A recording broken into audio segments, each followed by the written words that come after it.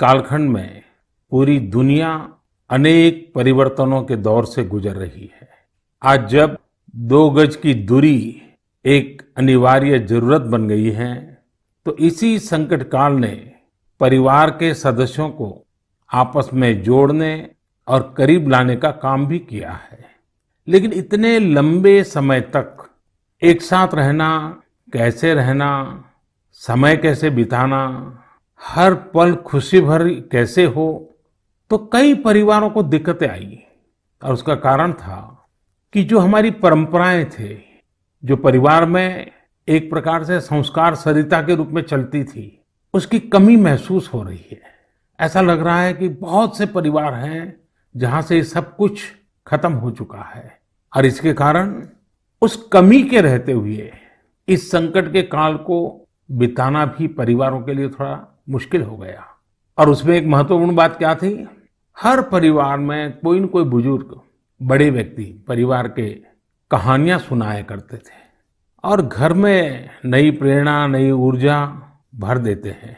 हमें जरूर एहसास हुआ होगा कि हमारे पूर्वजों ने जो विधाएं बनाई थी, वो आज भी कितनी महत्वपूर्ण है, और जब नहीं होती हैं तो कितनी कमी महसूस होती है। ऐसी ही एक विधा, जैसे मैंने कहा, कहानी सुनाने की कला, स्टोरी टेलिंग। साथियों, कहानियों का इतिहास उतना ही पुराना है जितनी की मानव सभ्यता। Where there is a soul, there is a story. कहानियां लोगों के रचनात्मक और संवेदनशील पक्ष को सामने लाती हैं, उसे प्रकट करती हैं। कहानी की ताकत को महसूस करना हो तो जब कोई माँ अपने छोटे बच्चों को सुलाने के लिए या फिर उसे खाना खिलाने के लिए कहानी सुना रही होती है, तब देखें। मैं अपने जीवन में बहुत लंबे अरसे तक एक परिव्राजक के रूप में रहा। घुमंत ही मेरी जिंदगी थी। हर दिन नया गांव, नए लोग, नए परिवार। लेकिन जब मैं परिवारों में जाता था तो मैं बच्चों से जरूर बात करता था, और कभी कभी बच्चों को कहता था कि चलो भाई मुझे कोई कहानी सुनाओ। तो मैं हैरान था। बच्चे मुझे कहते थे, नहीं अंकल, कहानी नहीं, हम चुटकुला सुनाएंगे। और मुझे भी वो यही कहते थे कि अंकल आप हमें चुटकुला सुनाओ। यानी उनको कहानी से कोई परिचय ही नहीं था। ज्यादातर उनकी जिंदगी चुटकुलों में समाहित हो गई थी। साथियों, भारत में कहानी कहने की या कहें किस्सा गोई की एक समृद्ध परंपरा रही है। हमें गर्व है कि हम उस देश के वासी हैं जहां हितोपदेश और पंचतंत्र की परंपरा रही है, जहां कहानियों में पशु पक्षियों और परियों की काल्पनिक दुनिया गढ़ी गई ताकि विवेक और बुद्धिमत्ता की बातों को आसानी से समझाया जा सके। हमारे यहाँ कथा की परंपरा रही है। ये धार्मिक कहानियां कहने की प्राचीन पद्धति है। इसमें कथाकालक्षेपम भी शामिल रहा है। हमारे यहाँ तरह तरह की लोक कथाएं प्रचलित हैं। तमिलनाडु और केरल में कहानी सुनाने की बहुत ही रोचक पद्धति है। इसे विल्लू पाठ कहा जाता है। इसमें कहानी और संगीत का बहुत ही आकर्षक सामंजस्य होता है। भारत में कठपुतली की जीवंत परंपरा भी रही है। इन दिनों साइंस और साइंस फिक्शन से जुड़ी कहानियां एवं कहानी कहने की विधा लोकप्रिय हो रही है। मैं देख रहा हूं कि कई लोग किस्सा गोई की कला को आगे बढ़ाने के लिए सराहनीय पहल कर रहे हैं। मुझे gaathastory.in जैसी वेबसाइट के बारे में जानकारी मिली, जिसे अमर व्यास बाकी लोगों के साथ मिलकर चलाते हैं। अमर व्यास IIM अहमदाबाद से MBA करने के बाद विदेशों में चले गए, फिर वापस आए। इस समय बेंगलुरु में रहते हैं और समय निकालकर कहानियों से जुड़ा इस प्रकार का रोचक कार्य कर रहे हैं। कई ऐसे प्रयास भी हैं जो ग्रामीण भारत की कहानियों को खूब प्रचलित कर रहे हैं। वैशाली व्यवहारे देशपांडे जैसे कई लोग हैं जो इसे मराठी में भी लोकप्रिय बना रहे हैं। चेन्नई की श्री विद्या वीर राघवन भी हमारी संस्कृति से जुड़ी कहानियों को प्रचारित प्रसारित करने में जुटी है। वहीं कथालय और the Indian story telling network नाम की 2 वेबसाइट भी इस क्षेत्र में जबरदस्त कार्य कर रही हैं। गीता रामानुजम ने kathalaya.org में कहानियों को केंद्रित किया है। वहीं the Indian story telling network के जरिए भी अलग-अलग शहरों के स्टोरी टेलर्स का नेटवर्क तैयार किया जा रहा है। बेंगलुरु में एक विक्रम श्रीधर है, जो बापू से जुड़ी कहानियों को लेकर बहुत उत्साहित हैं। और भी कई लोग इस क्षेत्र में काम कर रहे होंगे। आप जरूर उनके बारे में सोशल मीडिया पर शेयर करें। आज हमारे साथ बेंगलुरु स्टोरी टेलिंग सोसाइटी की बहन अपर्णा अथरे और अन्य सदस्य जुड़े हैं। आइए उन्हीं से बात करते हैं और जानते हैं उनके अनुभव। हेलो। नमस्कार आदरणीय प्रधानमंत्री जी, कैसे हैं आप? मैं ठीक हूँ, आप कैसे हैं अपर्णा जी? बिल्कुल बढ़िया सर जी। सबसे पहले मैं बैंगलोर स्टोरी टेलिंग सोसाइटी की ओर से धन्यवाद देना चाहती हूँ कि आपने हमारे जैसे कलाकारों को इस मंच पे बुलाया है और बात कर रहे हैं। और मैंने सुना है कि आज तो शायद आपकी पूरी टीम भी आपके साथ बैठी हुई है। जी जी बिल्कुल बिल्कुल सर। तो अच्छा होगा कि आपकी टीम का परिचय करवा दें, ताकि मन की बात के जो श्रोता है उनको परिचय हो जाए कि आप लोग कैसा बड़ा अभियान चला रहे हैं। सर, मैं अपर्णा अत्रेया हूँ। मैं 2 बच्चों की माँ हूँ, एक भारतीय वायुसेना के अफसर की बीवी हूँ और एक पैशनेट स्टोरी टेलर हूँ सर। स्टोरी टेलिंग की शुरुआत 15 साल पहले हुई थी, जब मैं सॉफ्टवेयर इंडस्ट्री में काम कर रही थी। तब मैं CSR प्रोजेक्ट्स में वॉलंटरी काम करने के लिए जब गई थी, तब हजारों बच्चों को कहानियों की माध्यम से शिक्षा देने के मौका मिला। और ये कहानी जो मैं बता रही थी वो अपनी दादी माँ से सुनी थी। लेकिन जब कहानी सुनने वक्त मैं जो खुशी उन बच्चों में देखा, मैं क्या बोलूं आपको, कितनी मुस्कुराहट थी, कितनी खुशी थी। तो उसी समय मैंने तय किया कि स्टोरी टेलिंग मेरे जीवन का एक लक्ष्य होगा सर। आपकी टीम में और कौन है वहाँ? मेरे साथ हैं शैलजा संपत। नमस्कार सर। नमस्ते जी। मैं शैलजा संपत बात कर रही हूँ। मैं तो पहले टीचर थी, उसके बाद जब मेरे बच्चे बड़े हुए तब मैंने थिएटर में काम शुरू किया और फाइनली कहानियों को सुनाने में सबसे ज्यादा संतृप्त मिला। धन्यवाद। मेरे साथ सौम्या है। नमस्कार सर। नमस्ते जी। मैं हूँ सौम्या श्रीनिवासन। मैं एक साइकोलॉजिस्ट हूँ। मैं जो काम करती हूँ बच्चों और बड़े लोगों के साथ, उसमें मैं कहानियों के द्वारा मनुष्य के नव रसाओं को जगाने में कोशिश करती हूँ और उसके साथ चर्चे भी करती हूँ। ये मेरी लक्ष्य है, healing and transformative story telling. नमस्ते सर। नमस्ते जी। मेरा नाम अपर्णा जयशंकर है। वैसे तो मेरी सौभाग्य है कि मैं अपनी नाना नानी और दादी के साथ इस देश के विभिन्न भागों में पली हूँ, इसीलिए रामायण, पुराणों और गीता की कहानियाँ मुझे विरासत में हर रात को मिलती थी। और बैंगलोर स्टोरी टेलिंग सोसाइटी जैसी संस्था है तो मुझे तो स्टोरी टेलर बनना ही था। मेरे साथ मेरे साथी लावण्या प्रसाद है। लावण्या जी नमस्ते। नमस्ते sir. I am an electrical engineer turned professional storyteller. Sir, I grew up listening to stories from my grandfather. I work with senior citizens in my special project called Roots, where I help them document their life stories for their families. Lavanya ji आपको बहुत बधाई। और जैसा आपने कहा, मैंने भी एक बार मन की बात में सबको कहा था कि आप परिवार में अपने दादा दादी नाना नानी है तो उनसे उनके बचपन की कहानियाँ पूछिए और उसको टैप कर लीजिए, रिकॉर्ड कर लीजिए, बहुत काम आएगा, ये मैंने कहा था। लेकिन मुझे अच्छा लगा कि एक तो आप सबने जो परिचय दिया अपना, उसमें भी आपकी कला, आपकी कम्युनिकेशन स्किल और बहुत ही कम शब्दों में बहुत ही बढ़िया ढंग से आपने अपना परिचय करवाया, इसलिए भी मैं आपको बधाई देता हूँ। Thank you sir, thank you. अब जो हमारे श्रोता लोग हैं मन की बात के, उनका भी मन करता होगा कहानी सुनने का। क्या मैं आपको रिक्वेस्ट कर सकता हूँ, एक तो कहानी सुनाएं आप लोग? जी बिल्कुल, ये तो हमारा सौभाग्य है जी। चलिए चलिए सुनते हैं कहानी एक राजा की। राजा का नाम था कृष्णदेवराय और राज्य का नाम था विजयनगर। अब राजा हमारे थे तो बड़े गुणवान, अगर उनमें कोई खोट बतानी ही था तो वो था उनका अधिक प्रेम अपने मंत्री तेनालीरामा की ओर और दूसरा भोजन की ओर। राजा जी हर दिन दोपहर के भोजन के लिए बड़े आस से बैठते थे कि आज कुछ अच्छा बना होगा, और हर दिन उनके बावर्ची उन्हें वहीं बेजान सब्जियां खिलाते थे। तुरई, लौकी, कद्दू, टिंडा, उफ।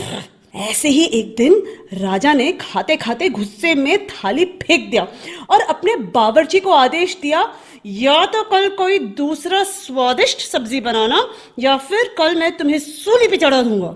बावर्ची बेचारा डर गया। अब नई सब्जी के लिए वो कहाँ जाए? बावर्ची भागा भागा चला सीधे तेनालीरामा के पास और उसे पूरी कहानी सुनाई। सुनकर तेनालीरामा ने बावर्ची को उपाय दिया। अगले दिन राजा दोपहर के भोजन के लिए आए और बावर्ची को आवाज दिए, आज कुछ नया स्वादिष्ट बना है या मैं सूली तैयार कर दूं? डरे हुए बावर्ची ने झटपट से थाली सजाया और राजा के लिए गर्मा गर्म खाना परोसा। थाली में नई सब्जी थी। राजा उत्साहित हुए और थोड़ी सी सब्जी चखे। वाह, क्या सब्जी थी! न तुरई की तरह फीकी थी, न कद्दू की तरह मीठी थी। बावर्ची ने जो भी मसाला भून के कूट के डाला था, सब अच्छी तरह से चढ़ी थी। उंगलियां चाटते हुए संतुष्ट राजा ने बावर्ची को बुलाया और पूछा कि यह कौन सी सब्जी है, इसका नाम क्या है? जैसे सिखाया गया था वैसे ही बावर्ची ने उत्तर दिया, महाराज, ये मुकुटधारी बैंगन है। प्रभु, ठीक आप ही की तरह यह भी सब्जियों का राजा है और इसीलिए बाकी सब्जियों ने बैंगन को मुकुट पहनाया। राजा खुश हुए और घोषित किए, आज से हम यही मुकुटधारी बैंगन खाएंगे और सिर्फ हम ही नहीं, हमारे राज्य में भी सिर्फ बैंगन ही बनेगा और कोई सब्जी नहीं बनेगी। राजा और प्रजा दोनों खुश थे। यानी पहले पहले तो सब खुश थे कि उन्हें नई सब्जी मिली है, लेकिन जैसे ही दिन बढ़ते गए सुर थोड़ा कम होता गया। एक घर में बैंगन भरता तो दूसरे के घर में बैंगन भाजा, एक के यहाँ कत्ते का सांबार तो दूसरे के यहाँ वांगी बात। एक ही बैंगन बेचारा कितना रूप धारण करे। धीरे धीरे राजा भी तंग आ गए। हर दिन वही बैंगन। और एक दिन ऐसे आया कि राजा ने बावर्ची को बुलाया और खूब डांटा, तुमसे किसने कहा कि बैंगन के सर में मुकुट है? इस राज्य में अब से कोई बैंगन नहीं खाएगा। कल से बाकी कोई भी सब्जी बनाना, लेकिन बैंगन मत बनाना। जैसे आपकी आज्ञा महाराज, कह के बावर्ची सीधा गया तेनालीरामा के पास। तेनालीरामा ने के पांव पड़ते हुए कहा कि मंत्री जी धन्यवाद, आपने हमारी प्राण बचा ली। आपके सुझाव के वजह से हम कोई भी सब्जी राजा जी को खिला सकते हैं। तेनालीरामा हंसते हुए कहा, वो मंत्री ही क्या जो राजा को खुश न रख सके। और इसी तरह राजा कृष्णदेवराय और मंत्री तेनालीरामा की कहानियां बनती रही और लोग सुनते रहे। धन्यवाद। आपने बात में इतनी एग्जैक्टनेस थी, इतनी बारीकियों को पकड़ा था। मैं समझता हूँ बच्चे बड़े जो भी सुनेंगे कई चीजों का स्मरण रखेंगे। बहुत बढ़िया ढंग से आपने बताया। और विशेष कोइंसिडेंस ऐसा है कि देश में पोषण माह चल रहा है और आपकी कथा भोजन से जुड़ी हुई है। और मैं जरूर ये जो स्टोरी टेलर्स आप लोग हैं और भी लोग हैं, हमें किस प्रकार से हमारे देश की नई पीढ़ी को हमारे महान महापुरुष, महान माताएं बहनें जो हो गई हैं, कथाओं के माध्यम से उनके साथ कैसे जोड़ा जाए। हम कथा शास्त्र को और अधिक कैसे प्रचारित करें, पॉपुलर करें और हर घर में अच्छी कथा कहना, अच्छी कथा बच्चों को सुनाना, ये जाने जीवन की बहुत बड़ी क्रेडिट हो। ये वातावरण कैसे बनाए, उस दिशा में हम सब ने मिलकर काम करना चाहिए। लेकिन मुझे बहुत अच्छा लगा आप लोगों से बात करने कर और मैं आप सबको बहुत शुभकामनाएं देता हूँ। धन्यवाद। धन्यवाद सर। कहानी के द्वारा संस्कार सरिता को आगे बढ़ाने वाली इन बहनों को हमने सुना। मैं जब उनसे फोन पे बात कर रहा था, इतनी लंबी बात थी, तो मुझे लगा कि मन की बात के समय की सीमा है, तो मेरे उनसे जो बातें हुई है वो सारी बातें मैं मेरे नरेंद्र मोदी ऐप पर अपलोड करूंगा। पूरी कथाएं जरूर वहां सुनिए। अभी मन की बात में तो मैंने उसका बहुत छोटा सा अंश ही आपके सामने प्रस्तुत किया है। मैं जरूर आपसे आग्रह करूंगा, परिवार में हर सप्ताह आप कहानियों के लिए कोई समय निकालिए और ये भी कर सकते हैं कि परिवार के हर सदस्य को हर सप्ताह के लिए एक विषय तय करें। जैसे मानो करुणा है, संवेदनशीलता है, पराक्रम है, त्याग है, शौर्य है, कोई एक भाव और परिवार के सभी सदस्य उस सप्ताह एक ही विषय पर सबके सब लोग कहानी ढूंढेंगे और परिवार के सब मिलकर के एक एक कहानी कहेंगे। आप देखिए परिवार में कितना बड़ा खजाना हो जाएगा, रिसर्च का कितना बढ़िया काम हो जाएगा, हर किसी को कितना आनंद आएगा और परिवार में एक नई प्राण, नई ऊर्जा आएगी। उसी प्रकार से हम एक काम और भी कर सकते हैं। मैं कथा सुनाने वाले सबसे आग्रह करूंगा, हम आजादी के 75 वर्ष मनाने जा रहे हैं। क्या हम हमारी कथाओं में पूरे गुलामी के कालखंड की जितनी प्रेरक घटनाएं हैं उनको कथाओं में प्रचारित कर सकते हैं? विशेषकर 1857 से 1947 तक हर छोटी मोटी घटना से हम हमारी नई पीढ़ी को कथाओं के द्वारा परिचित करा सकते हैं। मुझे विश्वास है कि आप लोग जरूर इस काम को करेंगे। कहानी कहने की ये कला देश में और अधिक मजबूत बने, और अधिक प्रचारित हो और सहज बने, इसलिए आओ हम सब प्रयास करें। मेरे प्यारे देशवासियों, आइए कहानियों की दुनिया से अब हम 7 समंदर पार चलते हैं। ये आवाज सुनिए। नमस्ते भाइयों और बहनों, मेरा नाम शेरू डमले है। मैं वेस्ट अफ्रीका के एक देश माली से हूँ। मुझे फरवरी में भारत में विश्व के सबसे बड़े धार्मिक त्योहार कुंभ मेला में शामिल होने का अवसर मिला। मेरे लिए ये बहुत ज्यादा गर्व की बात है। मुझे कुंभ मेला में शामिल होकर बहुत अच्छा लगा और भारत के कल्चर को देखकर बहुत कुछ सीखने को मिला।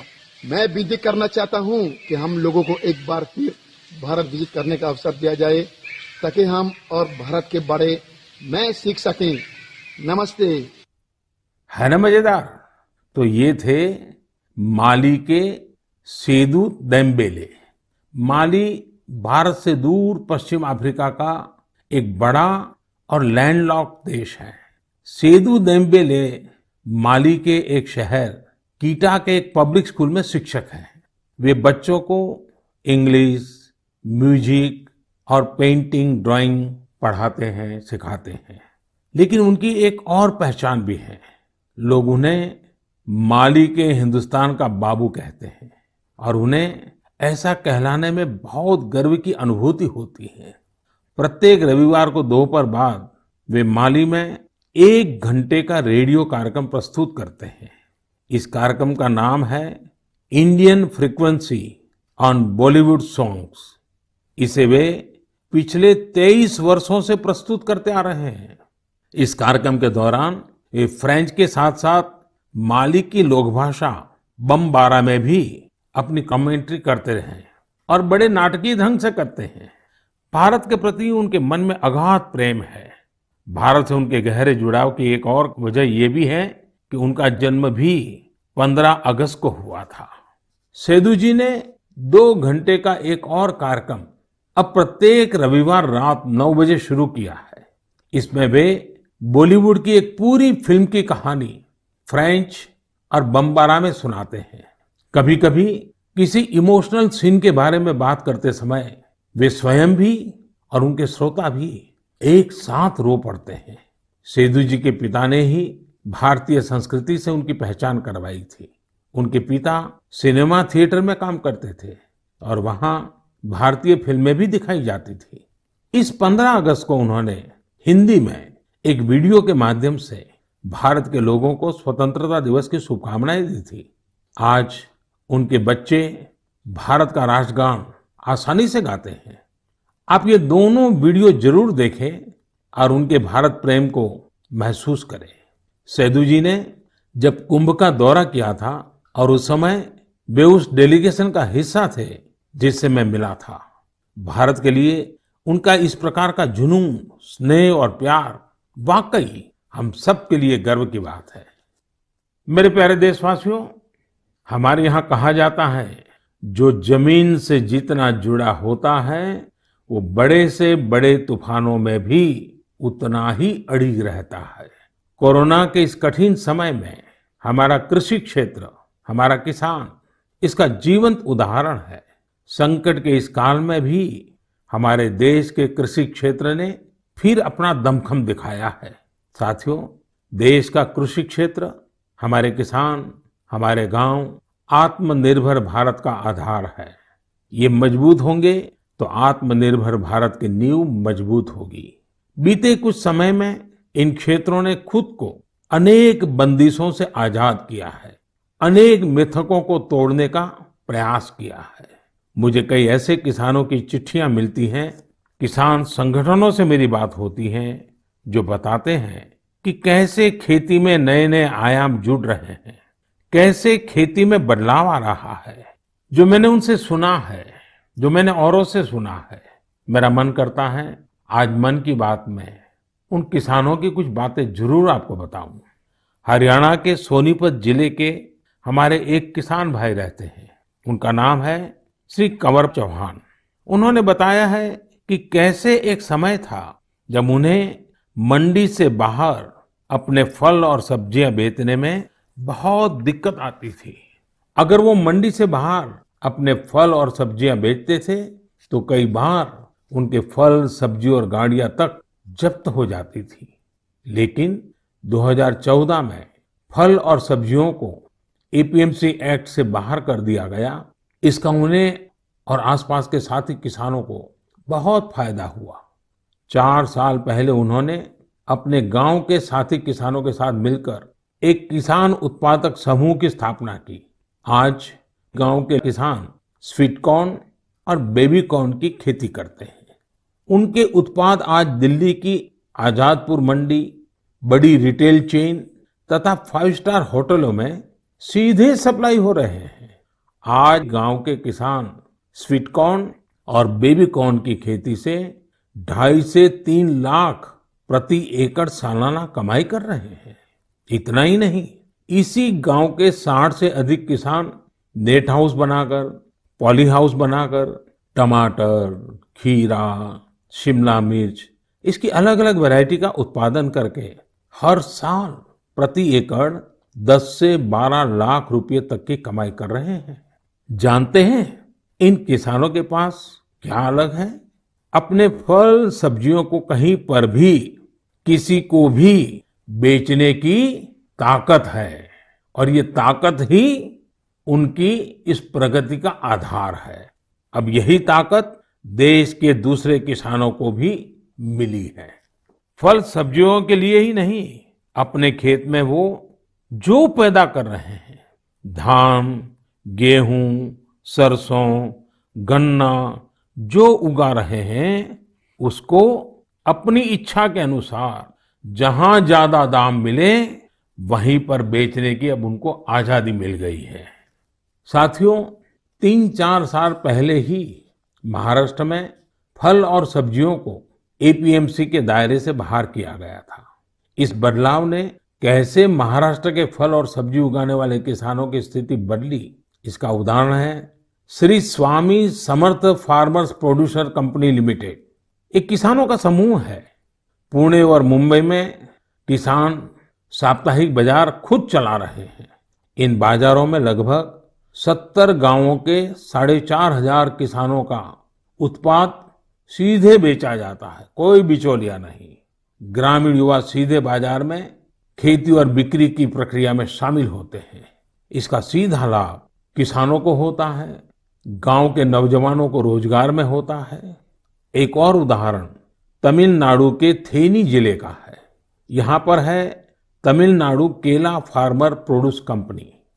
ये फार्मर प्रोड्यूस कंपनी कहने को तो कंपनी है, हकीकत में ये किसानों ने मिलकर के अपना एक समूह बनाया है। बड़ा लचीली व्यवस्था है, और वो भी 5-6 साल पहले बनाया है। इस किसान समूह ने लॉकडाउन के दौरान आसपास के गांवों से सैकड़ों मीट्रिक टन सब्जियां, फलों और केले की खरीद की और चेन्नई शहर को सब्जी कॉम्बो किट दिया। आप सोचिए कितने नौजवानों को उन्होंने रोजगार दिया। और मजा ये है कि बिचौलियों न होने के कारण किसान को भी लाभ हुआ, उपभोक्ता को भी लाभ हुआ। ऐसा ही एक लखनऊ का किसानों का समूह है। उन्होंने नाम रखा है इरादा फार्मर प्रोड्यूसर। इन्होंने भी लॉकडाउन के दौरान किसानों के खेतों से सीधे फल और सब्जियां ली और सीधे जाकर के लखनऊ के बाजारों में बेची। बिचौलियों से मुक्ति हो गई और मन चाहे उतने दाम उन्होंने प्राप्त किए। साथियों, गुजरात में बनासकांठा के रामपुरा गांव में इस्माइल भाई करके एक किसान है। उनकी कहानी भी बहुत दिलचस्प है। इस्माइल भाई खेती करना चाहते थे, लेकिन अब जैसी ज्यादातर सोच बन गई है, उनके परिवार को भी लगता था कि इस्माइल भाई ये कैसी बात कर रहे हैं। इस्माइल भाई के पिता खेती करते थे, लेकिन इसमें उनको अक्सर नुकसान ही होता था। तो पिताजी ने मना भी किया, लेकिन परिवार वालों के मना करने के बावजूद इस्माइल भाई ने तय किया कि वो तो खेती ही करेंगे। इस्माइल भाई ने सोच लिया था कि खेती घाटे का सौदा है। वही सोच और स्थिति दोनों को बदल कर दिखाएंगे। उन्होंने खेती शुरू की, लेकिन नए तरीकों से, इनोवेटिव तरीके से। उन्होंने ड्रिप से सिंचाई करके आलू की खेती शुरू की और आज उनके आलू एक पहचान बन गए हैं। वो ऐसे आलू उगा रहे हैं जिनकी क्वालिटी बहुत ही अच्छी होती है। इस्माइल भाई ये आलू सीधे बड़ी बड़ी कंपनियों को बेचते हैं। बिचौलियों का नामो निशान नहीं, और परिणाम अच्छा मुनाफा कमा रहे हैं। अब तो उन्होंने अपने पिता का सारा कर्जा भी चुका दिया है। और सबसे बड़ी बात जानते हैं, इस्माइल भाई आज अपने इलाके के सैकड़ों और किसानों की भी मदद कर रहे हैं। उनकी भी जिंदगी बदल रहे हैं। साथियों, आज की तारीख में खेती को हम जितना आधुनिक विकल्प देंगे, उतना ही वो आगे बढ़ेगी। उसमें नए नए तौर तरीके आएंगे, नए इनोवेशंस जुड़ेंगे। मणिपुर के रहने वाली विजय शांति एक नए इनोवेशन के चलते खूब चर्चा में है। उन्होंने कमल की नाल से धागा बनाने का स्टार्टअप शुरू किया है। आज उनके इनोवेशन के चलते कमल की खेती और टेक्सटाइल में एक नया ही रास्ता बन गया है।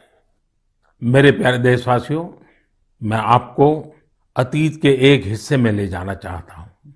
101 साल पुरानी बात है। 1919 का साल था। अंग्रेजी हुकूमत ने जलियांवाला बाग में निर्दोष लोगों का कत्लेआम किया था। इस नरसंहार के बाद एक 12 साल का लड़का उस घटना स्थल पर गया। वह खुशमिजाज और चंचल बालक, लेकिन उसने जलियांवाला बाग में जो देखा वह उसकी सोच के परे था। वह स्तब्ध था, यह सोचकर कि कोई भी इतना निर्दयी कैसे हो सकता है। वह मासूम गुस्से की आग में जलने लगा था।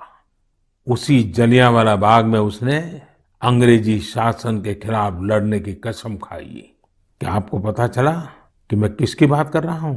हाँ, मैं शहीद वीर भगत सिंह की बात कर रहा हूं। कल 28 सितंबर को हम शहीद वीर भगत सिंह की जयंती मनाएंगे। मैं समस्त देशवासियों के साथ साहस और वीरता की प्रतिमूर्ति शहीद वीर भगत सिंह को नमन करता हूं। क्या आप कल्पना कर सकते हैं, एक हुकूमत जिसका दुनिया के इतने बड़े हिस्से पर शासन था, इसके बारे में कहा जाता था कि उनके शासन में सूर्य कभी अस्त नहीं होता। इतनी ताकतवर हुकूमत एक 23 साल के युवक से भयभीत हो गई थी। शहीद भगत सिंह पराक्रमी होने के साथ साथ विद्वान भी थे, चिंतक थे। अपने जीवन की चिंता किए बगैर भगत सिंह और उनके क्रांतिवीर साथियों ने ऐसे साहसिक कार्यों को अंजाम दिया जिनका देश की आजादी में बहुत बड़ा योगदान रहा।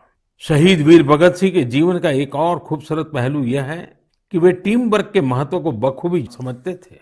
लाला लाजपत राय के प्रति उनका समर्पण हो या फिर चंद्रशेखर आजाद, सुखदेव, राजगुरु समेत कई क्रांतिकारियों के साथ उनका जुड़ाव उनके लिए कभी व्यक्तिगत गौरव महत्वपूर्ण नहीं रहा। वे जब तक जिए सिर्फ एक मिशन के लिए जिए और उसी के लिए उन्होंने अपना बलिदान दे दिया। वह मिशन था भारत को अन्याय और अंग्रेजी शासन से मुक्ति दिलाना।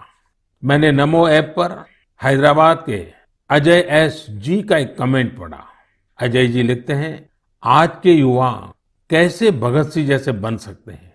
देखिए, हम भगत सिंह बन पाए या न बन पाए, लेकिन भगत सिंह जैसा देश प्रेम, देश के लिए कुछ कर गुजरने का जज्बा जरूर हम सबके दिलों में हो। शहीद भगत सिंह को यही हमारी सबसे बड़ी श्रद्धांजलि होगी। 4 साल पहले लगभग यही समय था जब सर्जिकल स्ट्राइक के दौरान दुनिया ने हमारे जवानों के साहस, शौर्य और निर्भीकता को देखा था। हमारे बहादुर सैनिकों का एक ही मकसद और एक ही लक्ष्य था, हर कीमत पर भारत माँ के गौरव और सम्मान की रक्षा करना। उन्होंने अपनी जिंदगी की जरा भी परवाह नहीं की।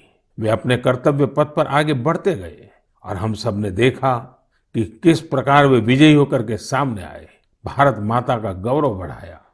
मेरे प्यारे देशवासियों, आने वाले दिनों में हम देशवासी कई महान लोगों को याद करेंगे जिनका भारत के निर्माण में अमिट योगदान है। 2 अक्टूबर हम सबके लिए पवित्र और प्रेरक दिवस होता है। यह दिन माँ भारती के 2 सपूतों महात्मा गांधी और लाल बहादुर शास्त्री को याद करने का दिन है। पूज्य बापू के विचार और आदर्श आज पहले से कहीं ज्यादा प्रासंगिक है। महात्मा गांधी का जो आर्थिक चिंतन था, अगर उस स्पिरिट को पकड़ा गया होता, समझा गया होता, उस रास्ते पर चला गया होता, तो आज आत्मनिर्भर भारत अभियान की जरूरत ही नहीं पड़ती। गांधी जी के आर्थिक चिंतन में भारत की नस नस की समझ थी, भारत की खुशबू थी। पूज्य बापू का जीवन हमें याद दिलाता है कि हम ये सुनिश्चित करें कि हमारा हर कार्य ऐसा हो जिससे गरीब से गरीब व्यक्ति का भला हो। वहीं शास्त्री जी का जीवन हमें विनम्रता और सादगी का संदेश देता है। 11 अक्टूबर का दिन भी हमारे लिए बहुत ही विशेष होता है। इस दिन हम भारत रत्न लोकनायक जयप्रकाश जी को उनकी जयंती पर स्मरण करते हैं। जेपी ने हमारे लोकतांत्रिक मूल्यों की रक्षा में अग्रणी भूमिका निभाई है। हम भारत रत्न नानाजी देशमुख को भी याद करते हैं, जिनकी जयंती भी 11 तारीख को ही है। नानाजी देशमुख जयप्रकाश नारायण जी के बहुत निकट साथी थे। जब जेपी भ्रष्टाचार के खिलाफ जंग लड़ रहे थे तो पटना में उन पर प्राण घातक हमला किया गया था। तब नानाजी देशमुख ने वो वार अपने ऊपर ले लिया था। इस हमले में नानाजी को काफी चोट आई थी, लेकिन जेपी का जीवन बचाने में वो कामयाब रहे थे। इस 12 अक्टूबर को राजमाता विजयाराजे सिंधिया जी की भी जयंती है। उन्होंने अपना पूरा जीवन लोगों की सेवा में समर्पित कर दिया। वे एक राज परिवार से थी। उनके पास संपत्ति, शक्ति और दूसरे संसाधनों की कोई कमी नहीं थी, लेकिन फिर भी उन्होंने अपना जीवन एक माँ की तरह वात्सल्य भाव से जन सेवा के लिए खपा दिया। उनका हृदय बहुत उदार था। इस 12 अक्टूबर को उनके जन्म शताब्दी वर्ष के समारोह का समापन दिवस होगा। और आज जब मैं राजमाता जी की बात कर रहा हूँ तो मुझे भी एक बहुत ही भावुक घटना याद आती है। वैसे तो उनके साथ बहुत सालों तक काम करने का मौका मिला, कई घटनाएं हैं, लेकिन मेरा मन करता है मैं आज एक घटना का जरूर जिक्र करूं। कन्याकुमारी से कश्मीर हम एकता यात्रा लेकर के निकले थे। डॉक्टर मुरली मनोहर जोशी जी के नेतृत्व में यात्रा चल रही थी। दिसंबर जनवरी कड़ाके के ठंड के दिन थे। हम रात को करीब 12-1 बजे मध्य प्रदेश ग्वालियर के पास शिवपुरी पहुंचे। निवास स्थान पर जाकर के, क्योंकि दिन भर की थकान होती थी, नहा धो करके सोते थे और सुबह की तैयारी कर लेते थे। करीब 2 बजे होंगे, मैं नहा धो करके सोने की तैयारी कर रहा था तो दरवाजा किसी ने खटखटाया। मैंने दरवाजा खोला तो राजमाता साहब सामने खड़ी थी। कड़ाके की ठंड के दिन और राजमाता साहब को देख करके मैं हैरान था। मैंने माँ को प्रणाम किया। मैंने कहा, माँ आधी रात में? उन्होंने कहा, नहीं बेटा, आप ऐसा करो मोदी जी, दूध पी लीजिए, ये गर्म दूध पी करके ही सो जाइए। हल्दी वाला दूध खुद लेकर के आई। और लेकिन जब दूसरे दिन मैंने देखा तो वो सिर्फ मुझे नहीं, हमारी यात्रा की व्यवस्था में जो 30-40 लोग थे, उसमें ड्राइवर भी थे और भी कार्यकर्ता थे, हर एक के कमरे में जाकर के खुद ने रात को 2 बजे सबको दूध पिलाया। माँ का प्यार क्या होता है, वात्सल्य क्या होता है, उस घटना को मैं कभी नहीं भूल सकता हूँ। यह हमारा सौभाग्य है कि ऐसे महान विभूतियों ने हमारी धरती को अपने त्याग और तपस्या से सींचा है। आइए हम सब मिलकर के एक ऐसे भारत का निर्माण करें जिस पर इन महापुरुषों को गर्व की अनुभूति हो, उनके सपनों को अपने संकल्प बनाएं। मेरे प्यारे देशवासियों, कोरोना के इस कालखंड में मैं फिर एक बार आपको याद कराऊंगा, मास्क अवश्य रखें, फेस कवर के बिना बाहर न जाएं, 2 गज की दूरी का नियम आपको भी बचा सकता है, आपके परिवार को भी बचा सकता है। ये कुछ नियम हैं, इस कोरोना के खिलाफ लड़ाई के हथियार हैं, हर नागरिक के जीवन को बचाने के मजबूत साधन है। और हम न भूलें, जब तक दवाई नहीं तब तक ढिलाई नहीं। आप स्वस्थ रहें, आपका परिवार स्वस्थ रहे, इसी शुभकामनाओं के साथ बहुत बहुत धन्यवाद। नमस्कार।